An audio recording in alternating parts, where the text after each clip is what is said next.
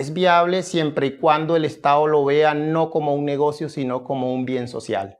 O sea, el Estado tiene la capacidad y tiene la obligación, porque la misma Constitución así lo especifica, cuando habla del Estado como medio de protección de los derechos y las libertades del ciudadano. Entonces el Estado puede hacer una inversión, no importa que la inversión en dinero sea grande, pero la ganancia tiene que ser social. El Estado puede invertir recursos en esos terrenos y puede, o sea, el Estado no se los va a vender al campesino porque el campesino pobre no tiene con qué pagarlo.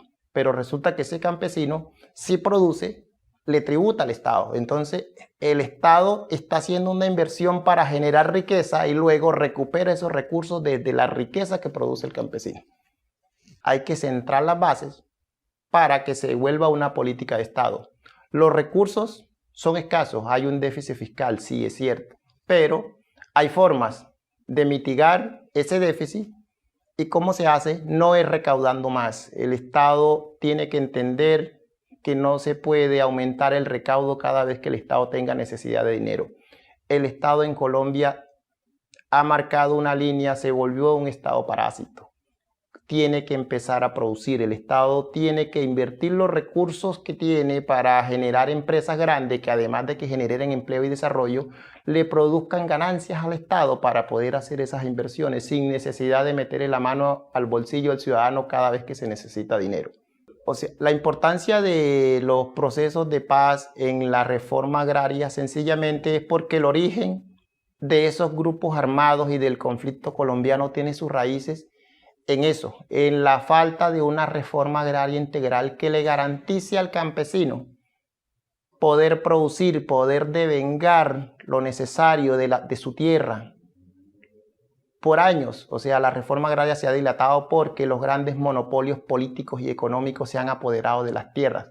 Tierras que hoy son improductivas. Antes de tomar partido, antes de decir yo soy de este partido, yo tengo este color político, estudie la historia. Interese de cuál es la realidad del conflicto colombiano. O sea, llevamos más de 70 años de guerra, una guerra inútil que solo ha dejado perdedores. ¿Quién ha ganado? ¿Y cuál fue el origen de la guerra? La falta de una reforma agraria integral donde se le garantizara al campesino la posesión de la tierra, los medios para producir y la generación de riqueza.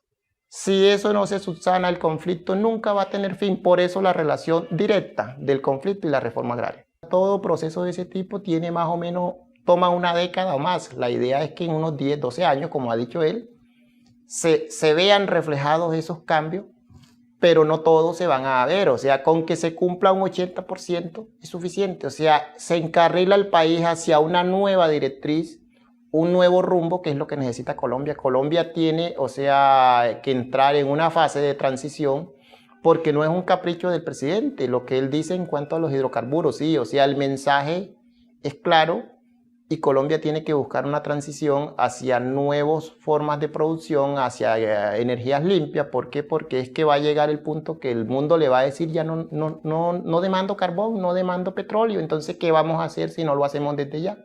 Tenemos más o menos una década para hacerlo. Y es el momento de iniciarlo. Si no lo iniciamos ahora y esperamos que llegue ese momento, imagínense lo que pasaría con la economía del país si llega ese momento y el gobierno no ha hecho nada. Sería una quiebra del Estado, sencillamente así. Y eso es lo que los críticos y los opositores dicen que no se puede. Sí, hay que seguir explorando crudo, hay que seguir extrayendo gas, porque hay que satisfacer las necesidades, pero hay que buscar una forma alternativa para generar esos recursos que nos generan esos productos, que son los principales del país.